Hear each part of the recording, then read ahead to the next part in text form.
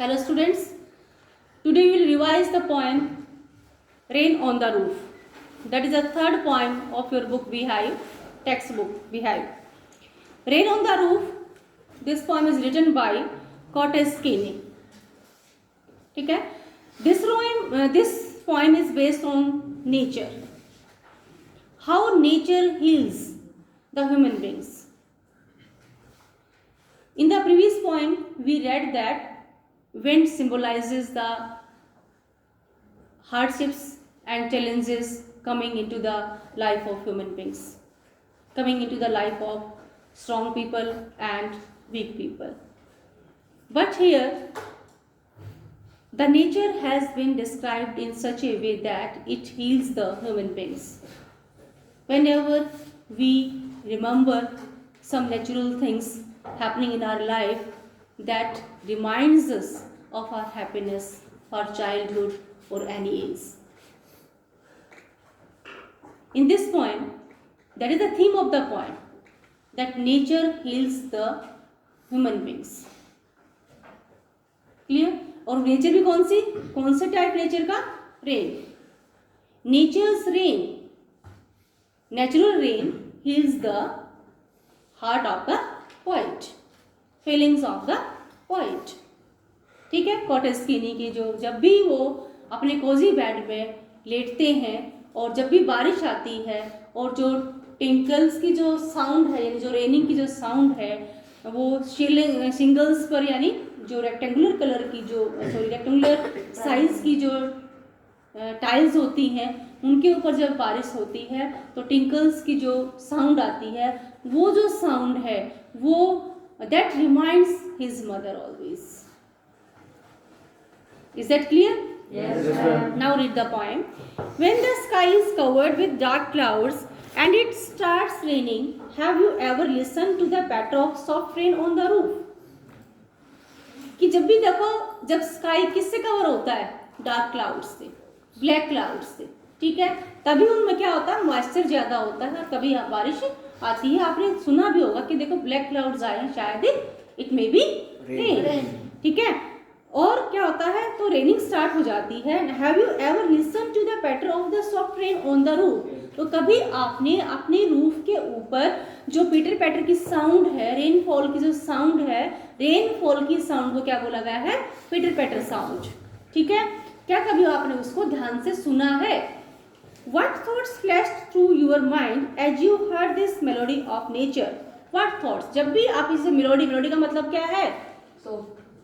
Melody का मतलब होता है एक साउंड, म्यूजिक. ठीक है, मेलोडी का मतलब क्या है? एक मधुर, मीठा, स्वीट साउंड, स्वीट म्यूजिक. ठीक है, तो आपके दिमाग में, आपके दिल में कैसी फीलिंग्स आती हैं जब आप इस टाइप से जो म्यूजिक सुनते हैं, रेन का म्यूजिक सुनते हैं, तो आप कैसा फील करते हैं? तो अब हम पोएम पढ़ते हैं कि पोएट जो है ना वो कैसा फील करता है. यहाँ पर ये हॉट क्वेश्चन बन सकता है कि जब भी रेनफॉल होती है या रेनिंग होती है या ड्रिजलिंग होती है. What is mean drizzling? Drizzling means बूंदाबांदी. ठीक है, देखिए कोई भी चीज़ है, नेचुरल जो चीज़ होती है ये हमारे को बहुत कुछ सिखाती है. अब सपोज करो आज जैसे बहुत ही कूल ब्रीज चल रही है, ठंडी हवा चल रही है. ठीक है, नीचे सुबह सुबह क्या होती है? फोग गिरती है. ठीक है, तो उसी फोग में हम कोई अच्छा भी फील करता है. देखो कितना अच्छा लग रहा है, ऐसे लग रहा है जैसे शिमला है, स्नोफॉल हो रहा हो. ठीक है, ठंडी ठंडी हवा चल रही है. सपोज करो हम यहाँ पर हिल स्टेशन पर आए हैं, तो नेचर जो है ना वो फील करने की चीज़ है, महसूस करने की चीज़ है कि कोई इंसान उसको किस टाइप से महसूस करता है. अब हम जैसे ये भी फील करते हैं कि देखो जब हम छोटे थे तो हम कैसे फील्ड्स में जाते थे, वहाँ पर गन्ने खाते थे, इतनी ठंड होती थी. पहले तो जो ठंडे महीने थे वो बहुत लंबे तक चलते थे, अक्टूबर से लेकर के और कब तक? लास्ट मार्च तक चलता रहता था ठंड का मौसम, यानी 6 महीने की ठंड होती थी. लेकिन अब तो ठंड जो है ना वो श्रिंक होकर के कितने महीने की रह गई? सिर्फ दिसंबर और जनवरी. ठीक है, जो सही ठंड होती है वो तो सिर्फ और सिर्फ 1 महीने की या 2 महीने की रह गई है. ठीक है, तो मेरा कहने का मतलब क्या है कि नेचर से हम बहुत कुछ सीखते हैं. ठीक है, नेचर से हम बहुत मॉरल एजुकेशन गेन कर सकते हैं और नेचर से हम जो है ना हैप्पीनेस, सोरो, वट एवर वी थिंक, ये हमारा एटीट्यूड पे डिपेंड करता है. That depends on our attitude, that however we feel that natural things. ठीक है, natural happenings. Is that clear? Yes. Now let's read the poem. When the humid shadows over the starry spheres, and the melancholy darkness gently whips in rainy tears. When the humid shadows, humid का मतलब क्या है यहाँ पर? Humid shadows, humid का मतलब क्या है? Full of humidity. Humidity का मतलब full of moisture, full of water. ठीक है? Humid shadow, shadow क्या है? परछाई होता है. shadow मतलब क्या होता है? परछाई. लेकिन यहाँ पर उसका मतलब क्या है? परछाई. Clouds. यहाँ पर क्या है? क्लाउड से मतलब है, क्योंकि जो ये कहते हैं ह्यूमिड शेडोज का मतलब क्या है? ब्लैक क्लाउड्स, जो कि मॉइस्चर से भरे हुए हैं. ओवर ऑल द, ओवर का मतलब कवर कर देना, ठीक है? Over all the starry spheres. All the starry spheres का मतलब क्या है? स्काई. ठीक है, जो पूरे स्काई को आच्छादित कर देता है, यानी कवर कर लेता है. एंड द मेलैंकली डार्कनेस, मेलैंकली का मतलब ही डार्कनेस, मेलैंकली का भी मतलब ही सैडनेस होता है, और डार्कनेस का मतलब भी क्या होता है? सैडनेस. ठीक है, यानी जब जो ह्यूमिड शैडोज जो है ना पूरे स्टारी स्काई को जो ना कवर कर लेती हैं, तो जो डार्कनेस है वो जो हमारे को कैसे दिखाई देती है? सैडनेस में दिखाई देती है. Gently weeps in rainy tears, जो कि जेंटली का मतलब बहुत सॉफ्टली रोती है वो. क्या? डार्कनेस. क्या वो अंधेरा सा नहीं हो जाता? जब वो ब्लैक क्लाउड होते तो अंधेरा सा हो जाता है, कि जो अंधेरा जो है ना, वो सैडनेस जो है ना, वो जेंटली वीप करती है थ्रू टीयर्स. ठीक है, यानी यहाँ पर जो है ना रेन को क्या मान लिया है? टीयर्स. रेन को क्या मान लिया? टीयर्स. तो यहाँ पर कौन सी बॉडी डिवाइस हुई? मेटाफर. कौन सी बॉडी डिवाइस? मेटाफर. ठीक है. एंड मेलैंकली डार्कनेस, मेलैंकली डार्कनेस ये है एपेथेट. इसको क्या बोलते हैं? एपेथेट. एपेथेट का मतलब क्या है? कि जहां पर एक दो शब्दों में लगातार जो ना वही मीनिंग हो, तो उसको क्या बोलते हैं? एपेथेट बोलते हैं. ठीक है. Gently weeps in rainy tears, what a bliss to press the pillow. What a bliss to press the pillow. तो वहां पर पॉइंट करता है कि बहुत मुझे ब्लिस लगता है, एक आशीर्वाद की तरह लगता है, मुझे बहुत अच्छा लगता है to press the pillow, pillow को प्रेस करना. Of a cottage chamber bed. कहाँ पर? कॉटेज का जो चैम्बर है, जो कॉटेज में जो रूम है, उसके बिस्तर में लेट करके मुझे पिलो को प्रेस करना. कब? when it's raining outside. And lie listening to the patter of the soft rain overhead. And lie और लेटना. कहाँ पर? लेटना, लिसनिंग सुनते हुए लेटना. टू द पैटर, किसको सुनना? पैटर्न की साउंड. किसकी? सॉफ्ट रेन की. ओवरहेड, सिर के ऊपर. ठीक है, दैट इज कॉल्ड सीलिंग. जो हमें छत ऊपर दिखाई दे रही है, दैट इज कॉल्ड सीलिंग. ठीक है, सीलिंग फैन है ये. हम इसको सीलिंग बोलेंगे छत को, और इसको क्या बोलेंगे? Ceiling fan. और जो इसके ऊपर है, जो ओपन में जो होती है, उसको बोलते हैं रूफ.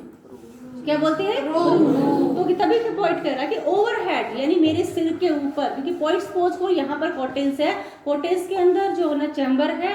चैम्बर का मतलब क्या है? छोटा रूम. ठीक है, उसके अंदर जो है क्या है? बेड है. बेड के ऊपर पॉइंट आराम से लेट करके अपने हेड के साथ जो है ना पिलो को प्रेस करता है. और जो प्रेस करते हुए मतलब अच्छा फील होता है कि देखो कैसे टिंकलिंग की आवाज जो है ना मेरे सिर पर आ रही है. किसकी? फॉलिंग रेन की. Is that clear? किसी भी पॉइंट को जो आप रीड करते हो, समझते हो, सुनते हो, तो उसको अपने माइंड एंड हार्ट दोनों से फील किया करो, उसकी पिक्चराइजेशन किया करो. सपोज करो you are lying here and there is raining outside. ठीक है, बाहर रेनिंग हो रही है. सपोज करो आप यहाँ पर आराम से लेटे हुए हो और उसको फील कर रहे हो. देखो टिंकलिंग की आवाज आ रही है, उसको फील किया करो पॉइंट को समझने के लिए. फिर आप कभी नहीं भूलोगे उसको. ठीक है, अगर आप उसको फील करोगे तो फिर आप कभी नहीं भूलोगे. नेक्स्ट स्टेज जो है every tinkle on the shingles. यानी शिंगल क्या है? Rectangular shape tiles. ठीक है, एवरी टिंकल, टिंकल क्या है? वही साउंड. टिंकल क्या है? Sound of the rain. Every tinkle of the shingles has an echo in the heart. यानी जब भी टिंकलिंग की आवाज आती है, तो हर टिंकलिंग की जो आवाज है, उसकी जो गूंज है, वो मेरे हृदय में होती है, हार्ट में होती है. Had 1,000 and 1,000 dreamy fancies. और हजारों ड्रीमी फैंसीज, ड्रीमी का मतलब सपन रूपी जो इमेजिनेशन है, ड्रीमी फैंसीज का मतलब क्या है, सपन रूपी जो इमेजिनेशन है, जो मेरी कल्पनाएं हैं, इनटू बिजी बीइंग स्टार्ट, वो मुझे बिजी कर देती हैं, क्या, सोचने के लिए, इमेजिनेशन के लिए। समझ आया कि जब भी शिंगल्स के ऊपर, जब मैं यहाँ लेटा हुआ होता हूँ नीचे, तो मेरे ओवरहेड यानी छत के ऊपर जो टिंकलिंग की आवाज आती है फॉलिंग रेन की, वो मुझे अपने सपनों में खो जाने के लिए, मुझे इमेजिनेशन में जो है ना, वो कल्पना में जो है ना, वो मुझे बिजी कर देती है। Is that clear? Yes ma'am. And 1000 recollections, और हजारों रिकलेक्शंस, मेमोरीज, रिकलेक्शन का मतलब क्या है, memories, weave their air threads into woof. Air threads का मतलब क्या होता है, एयर थ्रेड, थ्रेड का मतलब क्या होता है, थ्रेड कैसा होता है, कंटिन्यू, कंटिन्यू होता है ना वो। तो एयर थ्रेड का मतलब क्या होता है कि हवा में जब वो रेन गिरती है तो वो एक के बाद एक कंटिन्यूटी में आती रहती है, एक के बाद दूसरी बूंद, तीसरी बूंद, ऐसे आती रहती है। And weave their air threads into woof, यानी जो मेरे माइंड में इमेजिनेशन चल रही है और जो बाहर रेनफॉल हो रही है, जिस टाइप से रेनफॉल हो रही है, एक के बाद एक बूंद गिर रही है, इसी टाइप से जो ना मेरे माइंड में जो इमेजिनेशन चल रही है, कल्पना चल रही है, जो मेरी मेमोरीज हैं, वो एक के बाद एक जो है ना, वो कंटिन्यूटी में मेरे माइंड में आ रही हैं। Is that clear? Yes ma'am. Weave का मतलब बुनना, देयर एयर थ्रेड्स, क्या, जो इमेजिनेशन है वो अपने एयर थ्रेड बुन रही हैं, इनटू वूफ, वूफ का मतलब क्या, उस साउंड के अंदर, वूफ का मतलब होगा साउंड, हम कहते हैं ना उफ, ये वो है वो उफ, ठीक है, उस साउंड के अंदर जो है ना, वो इमेजिनेशन जो ना मेरे दिमाग में एक के बाद एक के कंटिन्यूटी में चल रही है। As I listen to the patter, कब, जैसे ही मैं पीटर पैटर की साउंड को सुनता हूँ, of the rain upon the roof, roof के ऊपर किसकी, रेन की पैटरिंग साउंड को मैं सुनता हूँ, तो मेरे माइंड में जो है ना इमेजिनेशन जो है ना, और जो ड्रीम है जो है ना, वो एयर थ्रेड की तरह, मतलब एयर थ्रेड का मतलब है कंटिन्यूटी में, एयर थ्रेड का मतलब ही यहाँ पर क्या है, कंटिन्यूटी में जो है ना वो चलते रहते हैं विदाउट एनी ब्रेक, एक के बाद एक, एक के बाद एक। Is that clear? Next stanza. Now in memory comes my mother, और उस टाइम पर क्या होता है, जहाँ पर क्वेश्चन उठता है, when the poet remember his mother, whenever he listens the sound of Peter Patter of the raining, he remembers his mother, ठीक है। now in memory comes my mother, अब मेरी मेमोरी में, मेरी यादों में मेरी माँ आती है, as she used in years ago, जैसा कि वो सालों पहले होती थी, यानी जब मेरी मदर मेरे साथ थी और जब वो उसका जो बिहेव था मेरे साथ, वो मुझे याद आता है। Is that clear? मुझे याद आता है। As she used in years ago, agone का मतलब अगो, बिफोर, अगोन का मतलब क्या है, अर्लियर, बिफोर, ठीक है।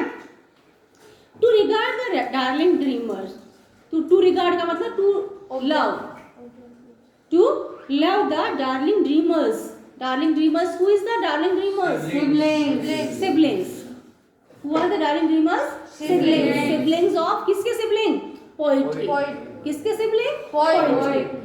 To regard the darling dreamers, she left them till the dawn, dawn means morning, कि जब तक पो फटती थी तब तक वो उनको सोने के लिए छोड़ देती थी।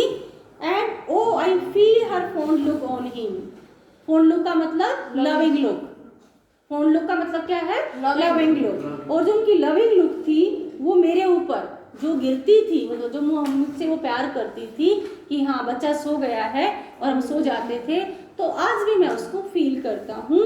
As I list to this refrain, जब भी मैं इस म्यूजिक को सुनता हूँ, तो इस म्यूजिक को सुनते हुए जो इमेजिनेशन मेरे दिमाग में आती है, जो मेमोरीज मेरे दिमाग में आती हैं, उनमें एक ये मेमोरी, क्या, मेरी मदर की जो मेमोरी थी, मेरी मदर की जो केयरिंग थी, लविंग था, मेरे प्रति जो लव था, वो भी इसमें इनलिस्टेड हो जाता है।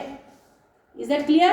Yes, वो भी इसके अंदर जो भी म्यूजिक है, जो म्यूजिक मैं यहाँ सुन रहा हूँ, वही म्यूजिक जो मेरे मदर के प्यार का था वही इसके अंदर इनलिस्टेड हो जाता है। Which is played upon the shinglings, जो कि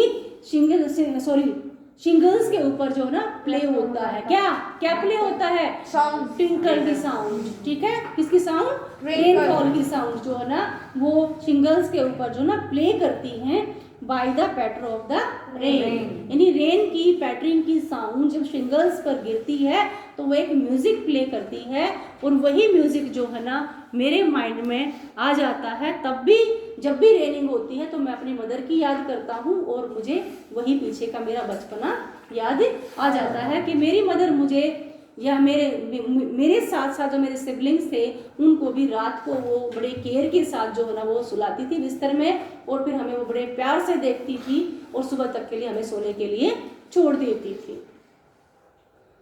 क्लियर? Yes, ma'am. समझ आया बेटा? Yes, ma'am. Any doubt? No, ma'am.